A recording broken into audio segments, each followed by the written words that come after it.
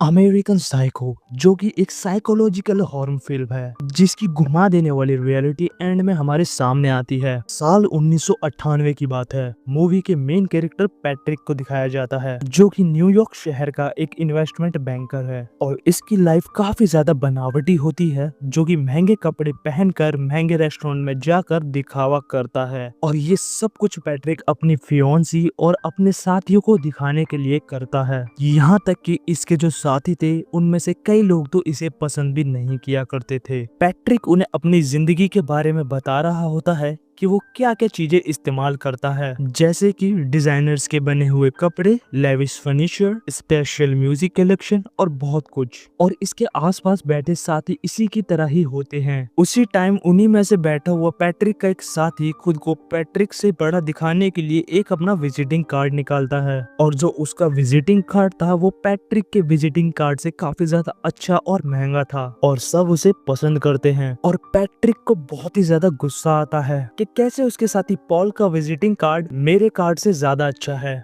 और इसी वजह से पैट्रिक गुस्से में आकर एक होमलेस आदमी और उसके कुत्ते को जान से मार देता है। और कुछ समय बीत जाता है और क्रिसमस आ जाता है और पैट्रिक अपने उसी दोस्त के साथ एक पार्टी प्लान करता है। वही दोस्त जिसका विजिटिंग कार्ड पैट्रिक के विजिटिंग कार्ड से काफी ज्यादा अच्छा था। और ये दोनों डिनर के लिए घर पर पहुंच जाते हैं और बैकग्राउंड में एक काफी ज्यादा मशहूर म्यूजिक प्ले हो रहा होता है और पैट्रिक अपने साथी को इस गाने की आर्टिस्ट खूबियां बता रहा होता है और वो तभी अपने दोस्त को एक्स से मार देता है, यानी कि कुल्हाड़ी से उसको जान से मार देता है और उसकी बॉडी कहीं पे जाके ठिकाने लगा देता है ताकि उसकी बॉडी किसी को भी ना मिले। और पैट्रिक उसके घर पे जाता है और उसके घर पे कुछ चेंजेस कर देता है और वो उसके घर पे लंदन की एक फोटोकॉपी रख देता है ताकि लोगों को यही लगे कि पॉल यहाँ पर नहीं है और वो लंदन चला गया है। और तभी एक डिटेक्टिव को दिखाया जाता है जो कि पैट्रिक से उसके गुमशुदा हुए दोस्त के बारे में पूछ रहा होता है। और तभी मूवी का सीन चेंज हो जाता है और हम देखते हैं कि पैट्रिक अपने साथ दो प्रोस्टिट्यूट्स को लाया है और फिर से पैट्रिक के रूम में एक बैकग्राउंड सॉन्ग चल रहा होता है और वो इन दोनों को इस सॉन्ग के बैंड की तारीफ करता है। कुछ टाइम तक तो ये तीनों साथ में ही टाइम स्पेंड करते हैं और तभी पैट्रिक एक इंस्ट्रूमेंट निकालता है और वो इन दोनों लड़कियों को इस इंस्ट्रूमेंट से हर्ट करता है और उन लड़कियों का काफी ज्यादा खून बहता है। और फिर हम देखते हैं कि पैट्रिक उन दोनों लड़कियों को वहां से भेज देता है क्योंकि वो बहुत ही ज्यादा जख्मी हुई होती हैं और उनके जख्मों की वजह सिर्फ पैट्रिक होता है। और फिर से मूवी का सीन चेंज होता है और हम देखते हैं कि पैट्रिक अपनी सेक्रेटरी को डिनर के लिए इनवाइट करता है और वो बोलती है कि मैं खाना नहीं पर मैं ड्रिंक के लिए तो जरूर आऊंगी। तभी वो उसके घर पर आती है और वो खुद ही अपने मन में ही बात कर रही होती है और पैट्रिक उसके पीछे जाता है और उस नेल गन से उसको मारने ही वाला होता है। तभी पैट्रिक की फियोन्सी का मैसेज आता है कि मैं कुछ ही देर में आ रही हूँ और ये सुनकर वो नेल गन मशीन को छुपा लेता है और वो अपनी सेक्रेटरी को बोलता है कि तुम अब यहाँ से जा सकती हो। और तभी अगले दिन प्राइवेट डिटेक्टिव की मुलाकात पैट्रिक से होती है और वो डिटेक्टिव उसे बताता है कि पैट्रिक मेरे को तुम पर कोई भी शक नहीं है पॉल के गायब हो जाने पर सवाल यह है कि वो एकदम से अपना घर छोड़कर कैसे जा सकता है। पर पैट्रिक बिना कुछ बोले उसे सुन रहा होता है।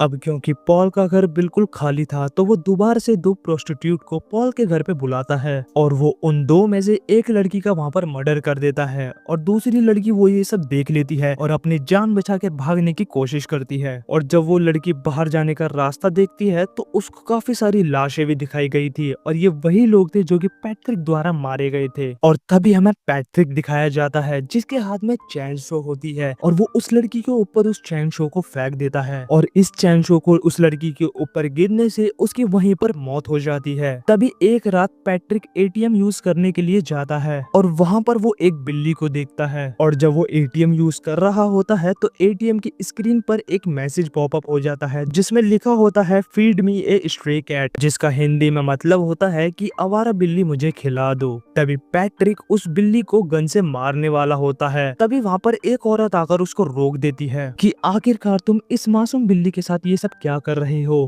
पैट्रिक तो उसी औरत पे शूट कर देता है। तभी पुलिस उसका पीछा करने लगती है और पैट्रिक अपने पीछा करने वाली पुलिस के 4 लोगों को भी मार देता है। और पैट्रिक ने जो भी अभी तक किया था उस चीज के लिए उसको बहुत ही ज्यादा अफसोस होता है। तभी पैट्रिक अपने लॉयर को कॉल करता है और उन सारे मर्डर्स का कॉन्फेंस करता है, यानी कि वो खुद को ही गिरफ्तार करवाना चाह रहा था। और वो कबूल भी कर लेता है कि ये सारे मर्डर्स मैंने ही किए हैं। और ये पैट्रिक की सारी बातें लॉयर के फोन रिकॉर्डिंग में रिकॉर्ड हो रही होती हैं, क्योंकि लॉयर फोन के पास था ही नहीं। अब पैट्रिक की मुलाकात फिर से उस प्राइवेट डिटेक्टिव से होती है जो कि पॉल की मिसिंग की इन्वेस्टिगेशन कर रहा होता है। और वो पैट्रिक को बताता है कि उसके कुछ सोर्स ने उसको कुछ टाइम पहले लंदन में देखा। इसका मतलब है पॉल का मर्डर नहीं हुआ और वो जिंदा है, बस किसी को बताए बिना ही लंदन चला गया है। और ये सब सुनकर पैट्रिक की आंखें फटी की फटी रह जाती हैं और वो सोचता है कि आखिर ये सब कैसे हो सकता है, पॉल को तो मैंने अपने हाथों से ही मारा था। और अगले दिन पैट्रिक पॉल के घर पे जाता है ताकि अगर उसके खिलाफ कोई सबूत हुए तो वो उसे मिटा सके।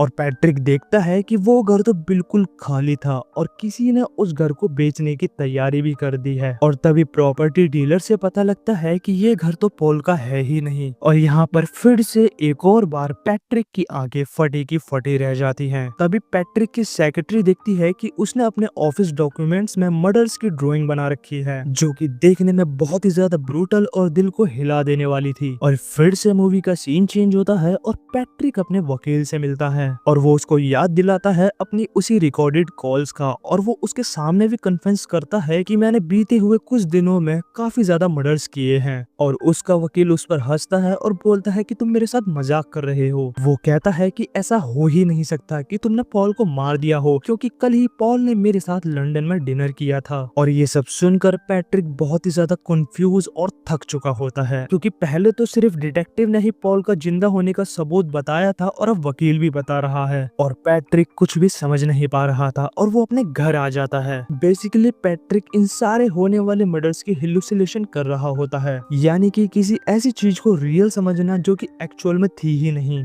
और ये सब पैट्रिक का ख्याल था, क्योंकि ये सब इन सब होने वाले मर्डर्स से नफरत किया करता था और इन्हें नुकसान पहुंचाना चाहता था किसी तरह भी। और इसने अपने माइंड में ही एक दुनिया बना ली और उसी दुनिया में इन लोगों का मर्डर कर दिया। और बेसिकली ये सब पैट्रिक का एक मेंटल डिसऑर्डर था। और यहीं पर ये मूवी खत्म हो जाती है। अगर आपको ये वीडियो थोड़ी सी भी पसंद आई हो तो प्लीज मेरे चैनल को सब्सक्राइब करके वीडियो को लाइक कर देना। Thank you for watching. Bye bye.